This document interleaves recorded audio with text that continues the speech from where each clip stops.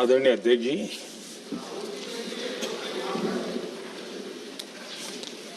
इस महत्वपूर्ण विधेयक पर आज सुबह से चर्चा प्रारंभ हुई है।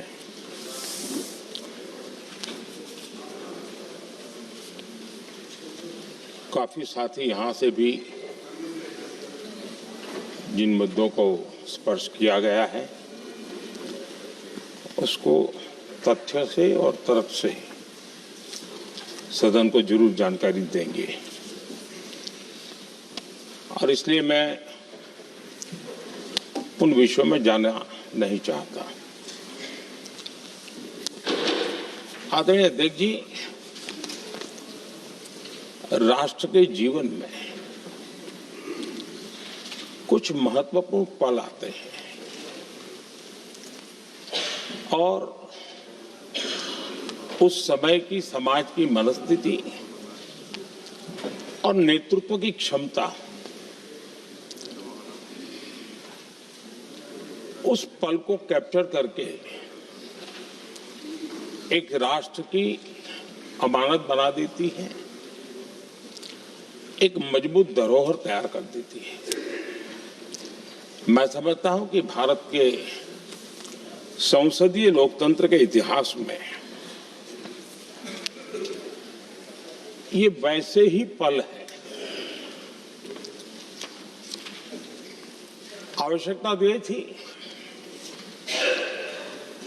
कि 25-30 साल पहले जब से विचार सामने आया, आवश्यकता महसूस हुई, हम इसको लागू कर देते और हम आज उसको काफी परिपक्वता तक पहुंचा देते हैं और आवश्यकता के अनुसार उसमें समय समय पर सुधार भी होते हैं और यही तो लोकतंत्र की ब्यूटी होती है।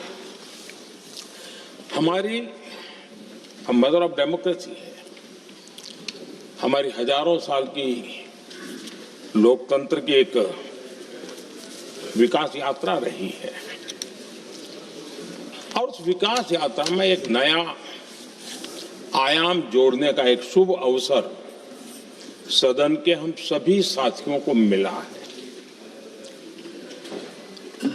और मैंने प्रारंभ में कहा है कि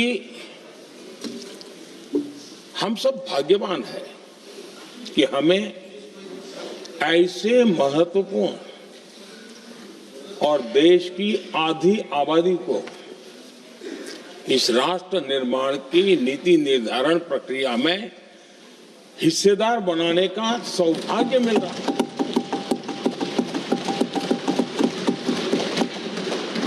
ये हम लोगों के लिए सौभाग्य है और मैं चाहता हूं कि मेरे सभी माननीय सांसद, मैं इधर उधर की आज बात करना नहीं चाहता हूं, हम सभी सांसद इस महत्वपूर्ण अवसर को जाने न दें।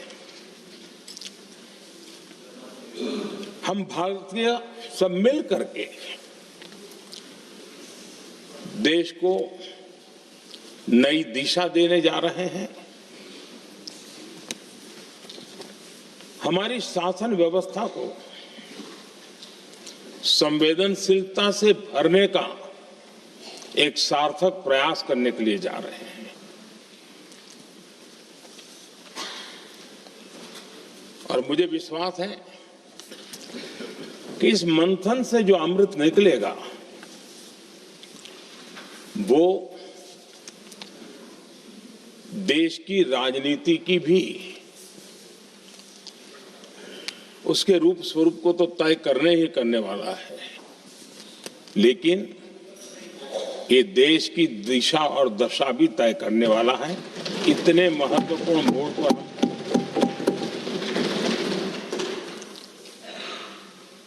आदरणीय अध्यक्ष जी, 21वीं सदी में भारत एक नए आत्मविश्वास के साथ आगे बढ़ रहा है। विश्व में भी आज भारत की स्वीकृति हम सब महसूस कर रहे हैं और ये हम सबके लिए गौरव का पल है। एक समय हमारे पास आया है और इस समय को हमने एक विकसित भारत के संकल्प के साथ जोड़ा है। और मैं पक्का मानता हूं कि विकसित भारत का मतलब केवल उत्तम प्रकार के रेल, रास्ते, इंफ्रास्ट्रक्चर या कुछ आर्थिक प्रगति के आंकड़े, सिर्फ इतने से ही विकसित भारत की सीमित कल्पना वाले हम लोग नहीं हैं।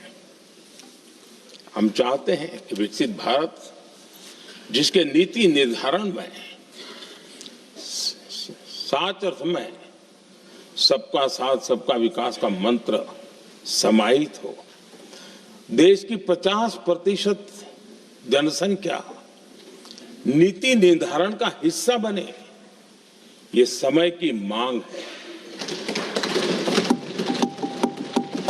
हम पहले ही देरी कर चुके हैं, कारण कोई भी होंगे, जिम्मेवार कोई भी होंगे, लेकिन इस सच्चाई को हमें स्वीकार करना होगा कि जब हम अकेले मिलते हैं तब मानते हैं हाँ यार, लेकिन जब सामूहिक रूप से मिलते हैं, मुझे याद है कि जिस इसकी प्रक्रिया चली थी, सभी दलों से मिलना हुआ है, एक दल को छोड़ करके जिन जिन से मिलना हुआ है, हर एक ने सैद्धांतिक विरोध नहीं किया है। बाद में जाकर के जो कुछ भी हुआ होगा, राजनीतिक दिशा पकड़ी जा रही है, लेकिन जो राजनीतिक दिशा में ही सोचते हैं, मैं उनको भी एडवाइस करना चाहूंगा, एक मित्र के रूप में एडवाइस करता हूं और सबको काम आएगी। हमारे देश में जब से विमेन रिजर्वेशन को लेकर के चर्चा हुई है और उसके बाद जब जब चुनाव आया है, हर चुनाव में महिलाओं को मिलने वाले इस अधिकार का जिसने विरोध किया है, जिसने विरोध किया है, देश की महिलाओं ने उन्हें माफ नहीं किया है। उनका हाल बुरे से बुरा किया है। लेकिन ये भी देखिए कि 24 के चुनाव में ऐसा नहीं हुआ। क्यों नहीं हुआ? ये इसलिए नहीं हुआ कि 24 में सबने सहमति इसको पारित किया, तो ये विषय ही नहीं रहा। किसी के पक्ष में पॉलिटिकल फायदा नहीं हुआ, किसी का नुकसान भी नहीं हुआ। सहज रूप से जो मुद्दे थे, उन मुद्दों के आधार पर चुनाव लड़ा, क्योंकि 24 में सब साथ में थे। कुछ लोग यहां है, कुछ लोग नहीं है, लेकिन सब साथ में थे। आज भी मैं कहता हूं, अगर हम सब साथ में जाते हैं तो इतिहास गवाह है कि किसी एक के राजनीतिक पक्ष में नहीं जाएगा। ये देश के लोकतंत्र के पक्ष में जाएगा, देश के सामूहिक निर्णय शक्ति के पक्ष में जाएगा और हम सब उसके यश के हकदार होंगे। न ट्रेजरी बैंक उसका हकदार रहेगा, न मोदी उसका हकदार रहेगा, यहां बैठे हुए सब हकदार रहेंगे। और इसलिए जिन लोगों को इसमें राजनीति की बू आ रही है, मैं चाहूंगा कि वो खुद के परिणामों को पिछले 30 साल में देख ले। फायदा उनका भी इसी में रास्ता दिखा रहा हूं, इसी में फायदा है कि जो नुकसान हो रहा है उससे बच जाओगे। और इसलिए मैं समझता हूं कि इसको राजनीतिक रंग देने की जरूरत नहीं है।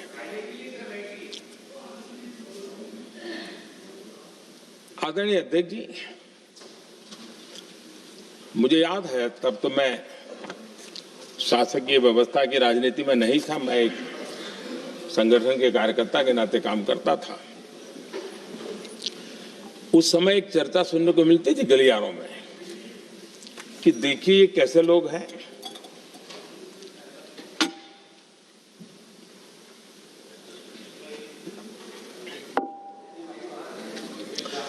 पंचायतों में आरक्षण देना है तो बहुत आराम से दे देते हैं, लेकिन आप कह रहे तो कह रहे हैं,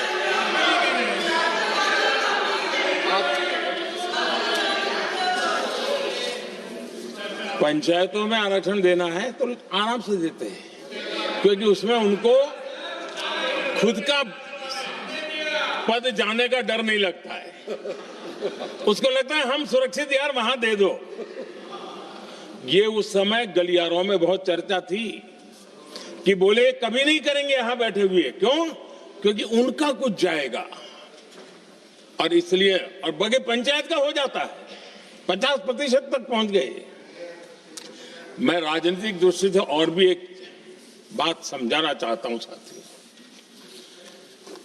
आज से 25 साल 30 साल पहले जिसने भी विरोध किया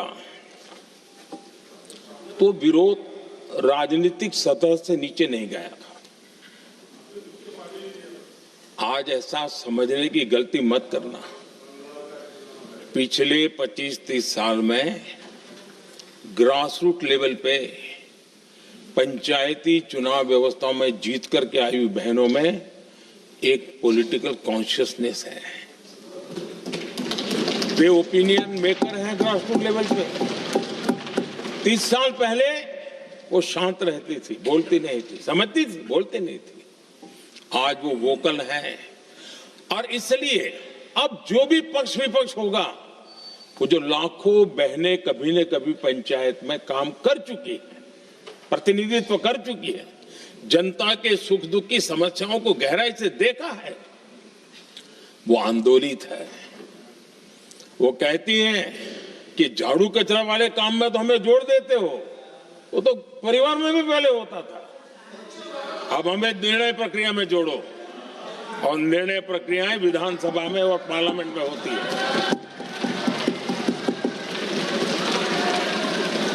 और इसलिए मैं राजनीतिक जीवन में जो लोग प्रगति चाहते, मैं किसी भी सांसद की बात करता हूं, किसी भी एमएलए की बात करता हूं, ये दल वो दल की बात मैं नहीं कर रहा हूं।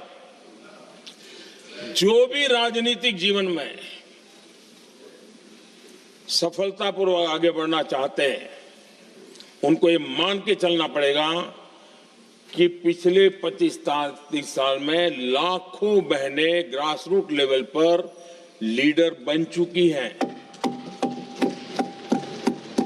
अब उनके अंदर सिर्फ यहां 33% का नहीं, वहां भी वो आपके फैसलों को प्रभावित करने वाली है। और इसलिए जो आज विरोध करेंगे उसको लंबे समय तक कीमत चुकानी पड़ेगी, लंबे समय तक कीमत चुकानी पड़ेगी। और इसलिए राजनीतिक समझदारी भी इसी में है कि हम ग्रास रूट लेवल पर महिलाओं की जो पॉलिटिकल लीडरशिप खड़ी हुई है, उसको आपने अब कंसीडर करना पड़ेगा। यहां मैंने सुना हमारे मुलायम सिंह जी थे, तब से एक विषय चला रहे हैं, उनके परिवार वाले पे भी चला रहे हैं। आप देश की बहनों पर भरोसा करो ना, उनकी समझदारी पर भरोसा करो। एक बार 33% बहनों को यहां आने दो, आकर के उनको निर्णय करने दो, किसको देना है, किसको नहीं देना है, इस वर्ग को देना, उस वर्ग को देना, करेंगे वो निर्णय। हम उनके सामर्थ्य पर आशंका क्यों करते भाई? एक बार आने तो दो, उनको आने तो दो। जब आएंगे तो 34 पे और दूसरा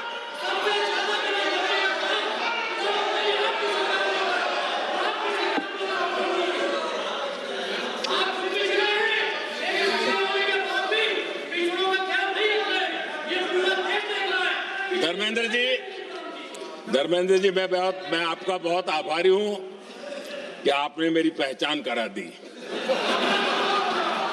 ये बात सही है, मैं अति पिछड़े समाज से आता हूं।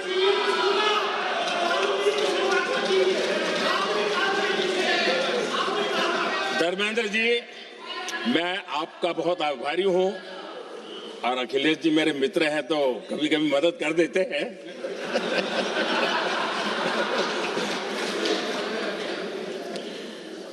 ये बात सही है कि मैं अति पिछड़े समाज से आता हूं, लेकिन मेरा दायित्व समाज के सबको साथ लेके चलने का है, और यही मेरे संविधान ने मुझे यही रास्ता दिखाया है।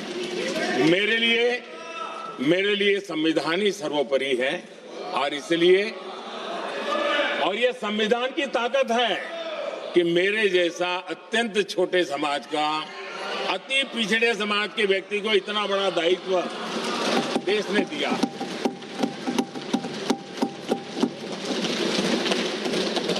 और इसलिए मैं तो देशवासियों का ऋणी हूं और मैं तो संविधान निर्माताओं का ऋणी हूं कि जिसके कारण आज मैं यहां हूं। लेकिन आदरणीय अध्यक्ष जी, पिछड़ी जाति का स्वीकार कर रहे हैं, लेकिन हम पिछड़ी जातियों के साथ अन्याय न करें, इतना निवेदन है। आदरणीय अध्यक्ष जी, आज जीवन के हर क्षेत्र में हम देखें कि नारी शक्ति देश के गौरव को बढ़ाने वाले, परचम लहराने में कहीं पीछे नहीं है जी। हम गर्व से कर सकें इस प्रकार से जीवन के अलग अलग क्षेत्रों में आज हमारी माताएं बहनें बहुत बड़ा योगदान, हमारी बेटियां तो कमाल कर रही है जीवन के हर क्षेत्र में।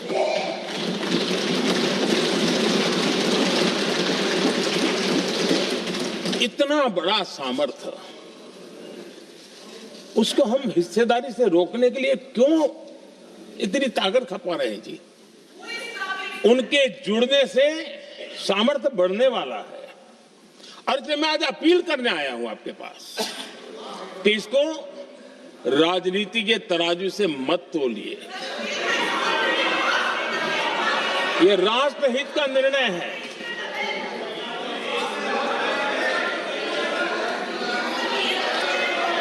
आदरणीय अध्यक्ष जी, आज का हमारे सामने अवसर एक साथ बैठ करके एक दिशा में सोच करके विकसित भारत बनाने में हमारी नारी शक्ति की भागीदारी को एक खुले मन से निर्णय करने का अवसर है, स्वीकार करने का अवसर है। और मैंने जैसा पहले ही कहा कि आज पूरा देश और विशेष करके नारी शक्ति हमारे निर्णय तो देखेगी, लेकिन निर्णय से ज्यादा हमारी नीयत को देखेगी। और इसलिए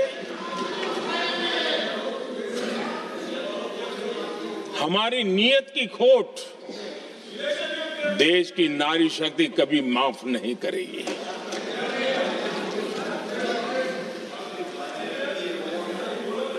आदरणीय अध्यक्ष जी, 2023 में इस नए सदन में हमने सर्वसम्मति से एक प्रकार से इस अधिनियम को स्वीकार किया था। पूरे देश में खुशी का वातावरण बना, उस पर कोई राजनीतिक रंग नहीं लगे और इसलिए वो कभी राजनीतिक इश्यू भी नहीं बना। तो एक अच्छी स्थिति है। अब सवाल ये है कि हमें कितने समय तक इसको रोकना है। अब यहां जो लोग जनसंख्या वगैरह के विषय उठाते हैं, क्या आपको मालूम नहीं है? मैं चाहूंगा कि अमित भाई अपने भाषण में इन सारी चीजों का उल्लेख करेंगे, जब कि हमने जनगणना के संबंध में कब कब क्या क्या किया था, बाद में कोविड आया, उसके कारण क्या मुसीबत आई, कैसे रुकावटें आई, ये सारी बातें हम सबके सामने हैं, इसमें कोई विषय नहीं है। लेकिन पिछले दिनों जब हम 23 में चर्चा कर रहे थे, तब भी व्यापक रूप से बात ये थी कि इसको जल्दी करो।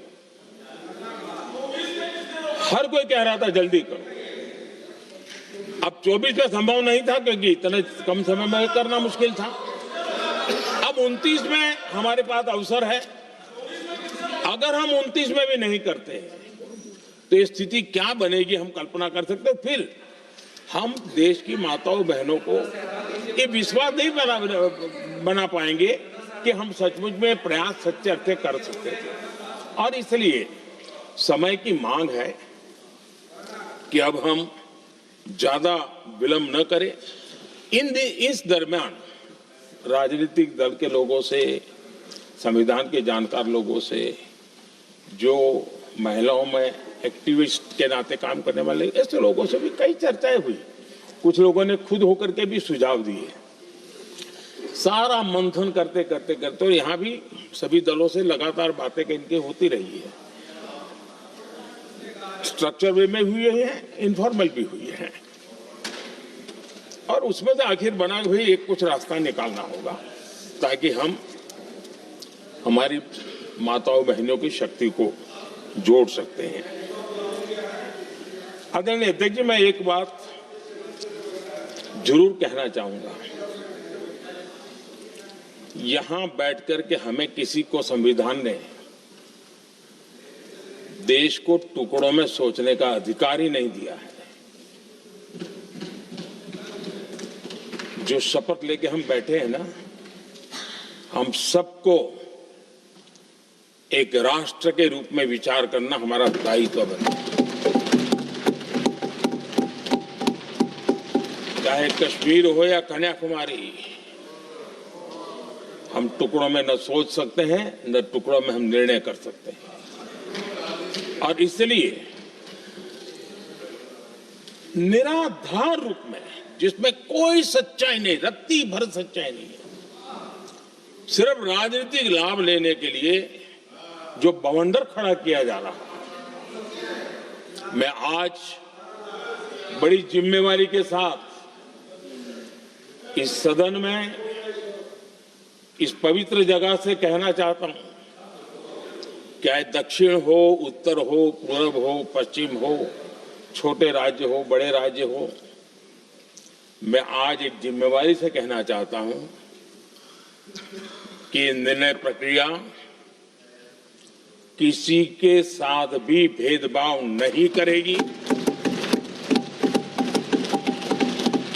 ये निर्णय प्रक्रिया किसी के साथ अन्याय नहीं करेगी।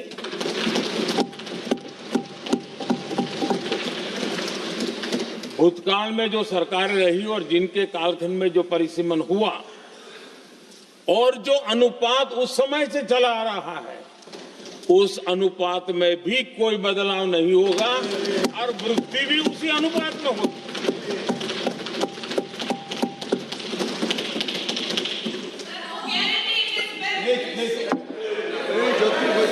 अगर गारंटी शब्द चाहिए तो मैं गारंटी शब्द उपयोग करता हूं।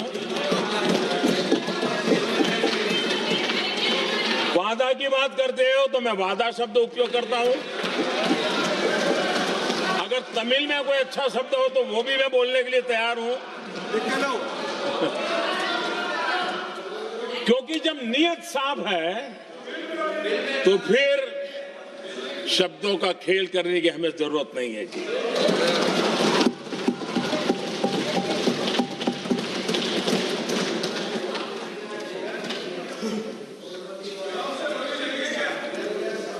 आदरणीय अध्यक्ष जी,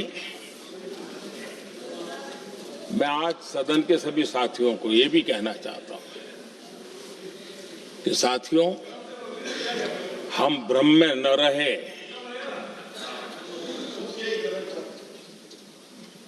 हम उस अहंकार में न रहे, और मैं हम शब्द प्रयोग कर रहा हूं, मैं और तुम की बात नहीं कर रहा हूं। मैं, हम इस भ्रम में न रहे कि हम देश की नारी शक्ति को हम कुछ दे रहे हैं। जी नहीं, उसका हक है। और हमने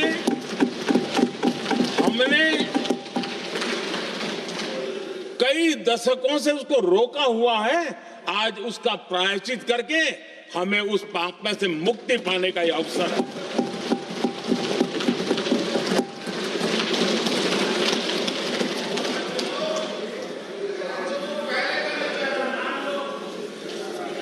हम सब जानते हैं हर एक ने कैसे चालाकी की है, हर बार चतुराई की। बिल्कुल हम तो इसके पक्ष में ही हैं, लेकिन हम इसके साथ ही है। लेकिन हर बार कोई न कोई टेक्निकल पूछ लगा दी इसको और इसको रोका गया। हर बार ऐसी चीजें लाई गई है। हिम्मत नहीं है कि हम 33% महिलाओं के आरक्षण का विरोध कर पाए। वो तो जमाना चला गया, आपको करना नहीं है, लेकिन कहने की हिम्मत भी नहीं है। और इसलिए टेक्निकल बहानेबाजी, ये करो तो ये, वो करो तो वो, डिगरा करो। अब देश की नारी को नहीं समझा पाओगे। सदन में नंबर का खेल क्या होता है वो तो समय तय करेगा, लेकिन ये पक्का है कि अब इन भांति भांति के बहानेबाजी, भांति भांति टेक्निकल मुद्दों के आधार पर चीजों को उलझा करके 3 दशक तक इसको अड़ंगे डाले हमने, फंसा के रखा। आपने जो अचीव करना था कर लिया, अब छोड़ दो ना भाई। 3 दशक कम पड़ते हैं क्या रोकने में? 3 दशक तक आपने रोका फिर भी कुछ कर नहीं पाए, तो अब तो करो।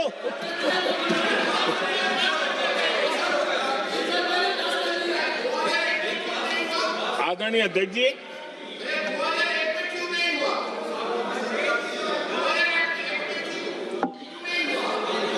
यहां कुछ लोगों को लगता है, आदरणीय अध्यक्ष, यहां कुछ लोगों को लगता है कि इसमें कहीं न कहीं मोदी का राजनीतिक स्वार्थ है।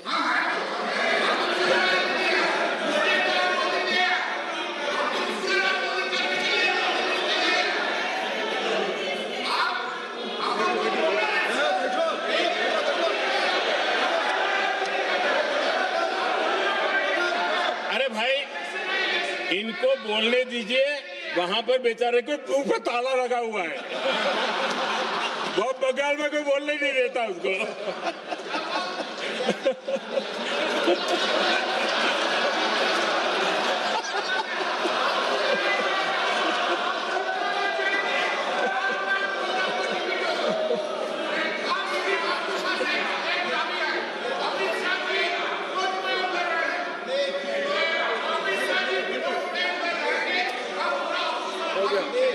आदरणीय अध्यक्ष जी,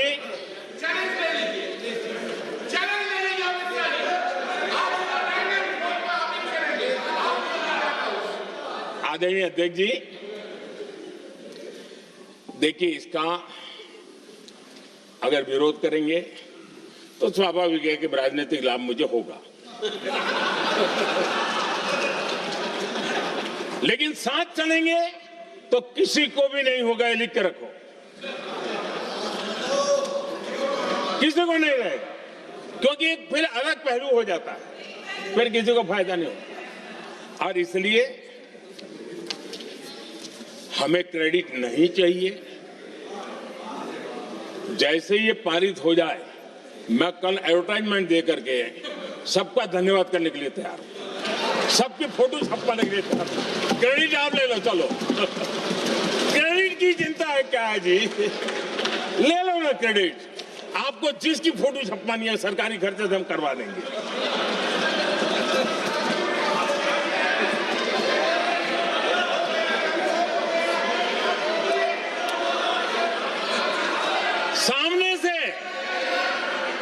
सामने से क्रेडिट का ब्लैंक चेक आपको दे रहा हूं।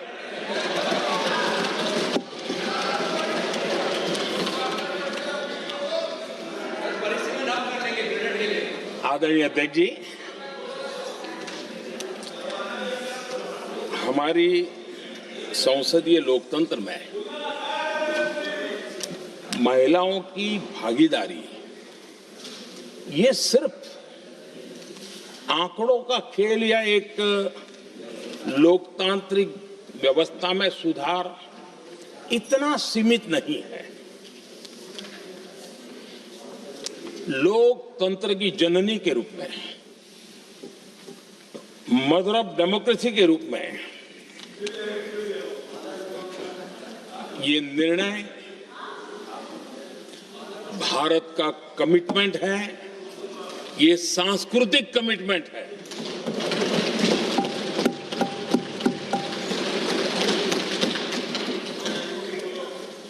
और इसी कमिटमेंट के कारण पंचायतों में ये व्यवस्था बनी और अब तो 20 से अधिक राज्य है जहां 50% हुआ है।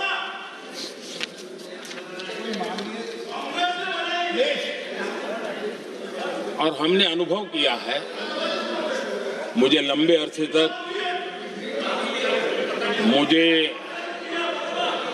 अरसे तक मुख्यमंत्री के रूप में सेवा करने का जनता ने अवसर दिया और उसी कालखंड में ग्रास रूट लेवल पर विमेन लीडरशिप को मैंने देखा है। मेरा अनुभव है कि संवेदनशीलता के साथ समस्याओं के समाधान में उनका कमिटमेंट बहुत ही परिणामकारी रहते थे, विकास की यात्रा को गति देने में रहते थे। और उस अनुभव के आधार पर मैं कहता हूं कि इस सदन में उनकी आवाज नई शक्ति बनेगी, नई सोच जुड़ेगी, देश की दिशा में एक संवेदनशीलता जुड़ेगी। तथ्य और तर्क के आधारों पर अनुभव जब जुड़ता है तब मैं समझता हूं उसका सामर्थ्य अनेक गुना बढ़ जाता है और सदन कितना समृद्ध हो।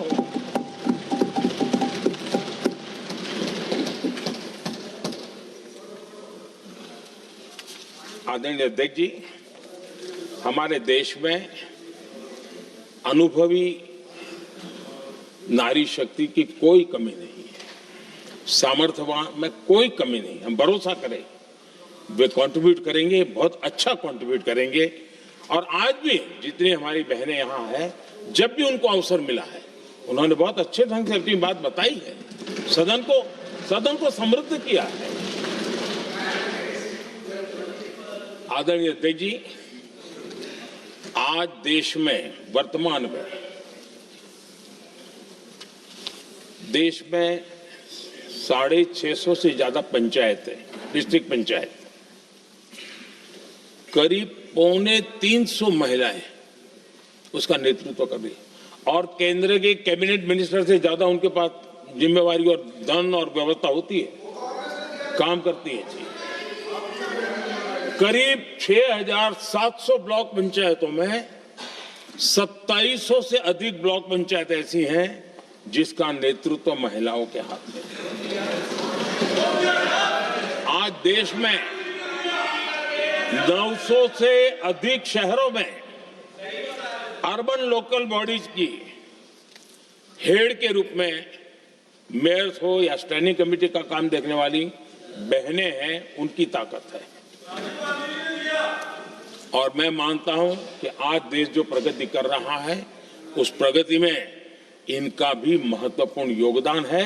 उस ऋण को हमें स्वीकार करने का ये अवसर है।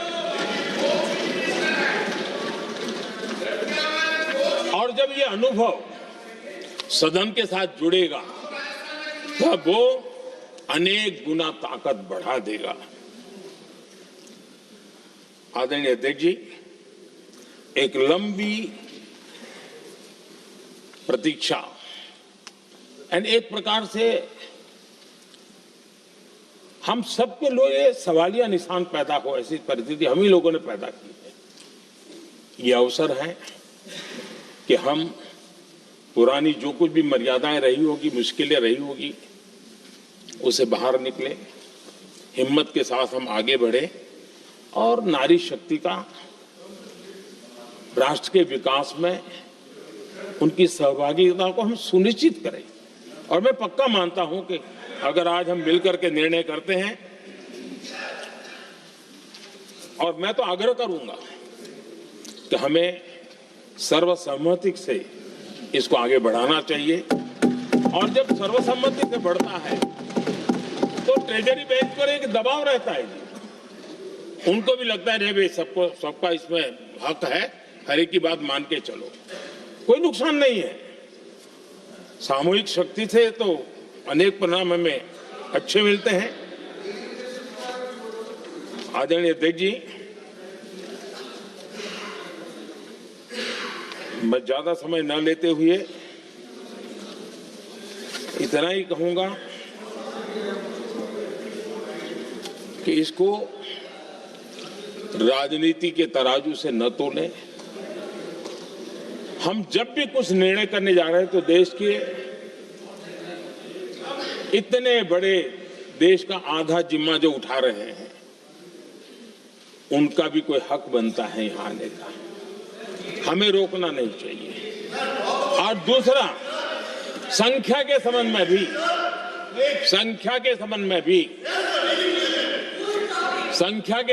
भी एक मत पहले से बनता आया था, चर्चा थी कि साहब ये जो है इनका कम मत करो, अधिक कर दो तो जल्दी हो जाएगा। वो अधिक वाला विषय वो आया है कि चलो भाई पैसे जो संख्या थी 33% और बढ़ा दो, ताकि किसी को ऐसा न लगे कि मेरा हक चला गया। एक नई शक्ति जुड़ेगी, अतिरिक्त शक्ति जुड़ेगी। और अब सदन की रचना भी तो अब पहले से हमने सोच कर रखा है, जगह तो बना ली है। और आदरणीय अध्यक्ष जी, मैं लाइटर में जरूर कहना चाहूंगा, हर एक के अपने राजनीतिक कारण होते हैं और पराजय का डर जरा हैरान करने वाला होता है, लेकिन अपने यहाँ जब कोई भी शुभ काम होता है उसको नजर न लग जाए, इसलिए काला टीका लगाने की परंपरा है। मैं आपका धन्यवाद करता हूं काला टीका लगाने के लिए, बहुत बहुत धन्यवाद।